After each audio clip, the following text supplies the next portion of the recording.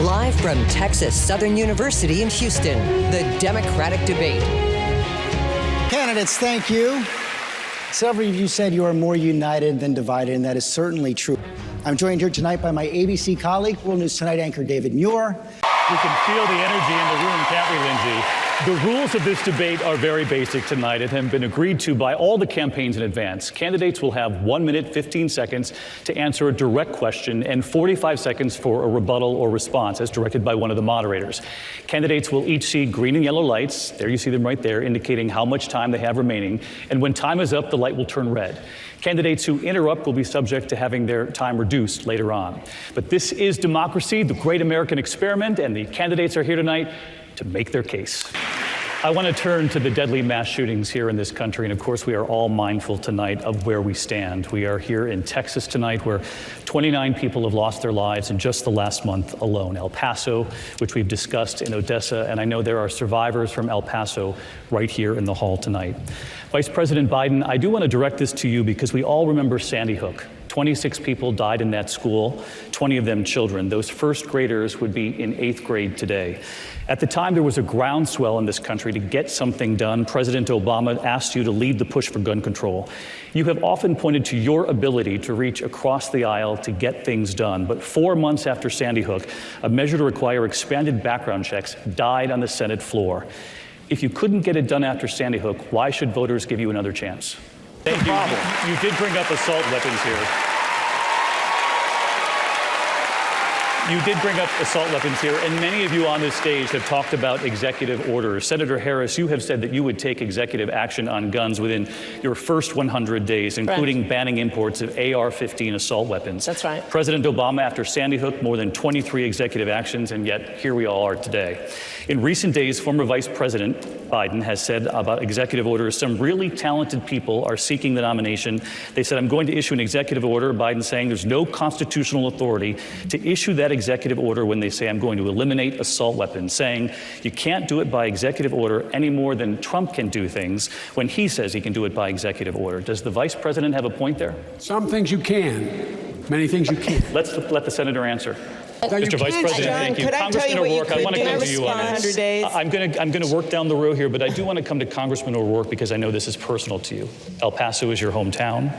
Some on this stage have suggested a voluntary buyback for guns in this country. You've gone further. You said, quote, Americans who own AR-15s and AK-47s will have to sell them to the government, all of them. You know the critics call this confiscation. Are you proposing taking away their guns, and how would this work? Congressman, thank you.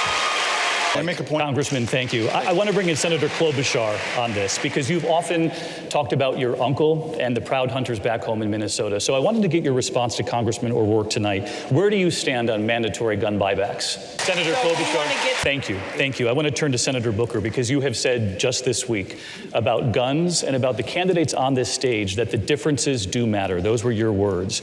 You have argued if you need a license to drive a car in this country, you should have a license to buy a gun. Gun owners would not only have to pass a background check, they would have to obtain a federal license to buy a gun. This would require, as you know, Congress to pass legislation. If Democrats can't get universal background checks, how would you get this done? And can you name one Republican colleague of yours in the Senate right now who would be on board with this idea? Senator Booker, thank you. A quick follow-up, though, because Americans watching tonight know the reality of Congress in Washington. I asked, do you have a Republican colleague in the Senate who would be on board with this idea to get this done? Senator Booker, thank you. Senator Warren, I want to come to you next, because you have actually said in recent days that there are things you can get done with Republicans in the Senate. What can you get done on gun control? Senator Warren, thank you. You bring up eliminating the filibuster, which means you would need simply a simple majority in a Republican Senate to get something done. I want to turn to Senator Sanders on this because you've said before of this, if Donald Trump supports ending the filibuster, which he's talked about himself, you should be nervous. Would you support ending the filibuster? Senator Sanders, thank you. May I respond? We're going to take a quick break. When we come back, national security, foreign policy, the impact on American jobs and U.S. troops. Turn now to national security and the foreign policy issue that has such a direct impact here at home, the U.S. relationship with China, trade, and President Trump's tariffs.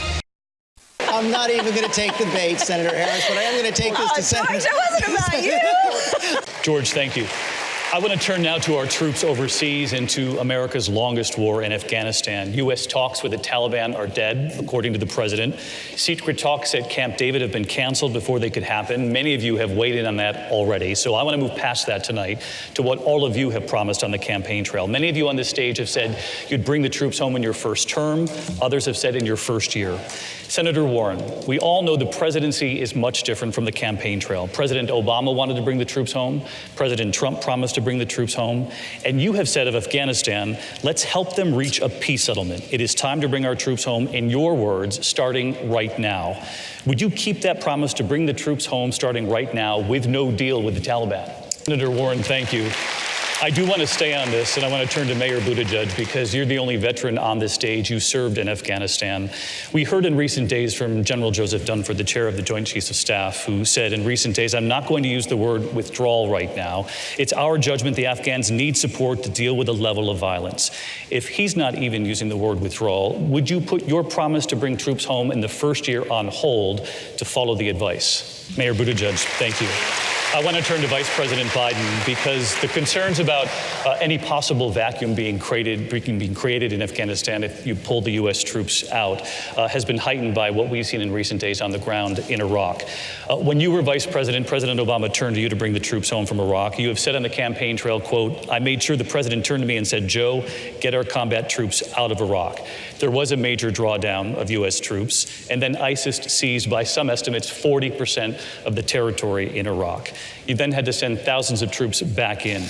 Was it wrong to pull out of Iraq that quickly, and did the move actually help ISIS take hold? Mr. Vice President, thank you. I want to turn to Senator Sanders on this because the concern over Afghanistan is very similar to what we saw in Iraq when the troops came out. ISIS filled that vacuum. What do you make of people out there who are worried that if we pull out U.S. troops too quickly from Afghanistan, it will create safe haven all over again, like the plotters of 9/11? Senator Sanders, thank you. I want to take this to Mr. Yang. You share the stage, as you know, when we talk about troops in Iraq and Afghanistan with the Vice President who was in the Situation Room, with senators who are on the Senate Armed Services, the Foreign Relations Committees, with an Afghanistan veteran who is on the stage tonight. As you share the stage with these candidates, what makes you the most qualified on this stage to be Commander-in-Chief? Mr. Yang, thank you.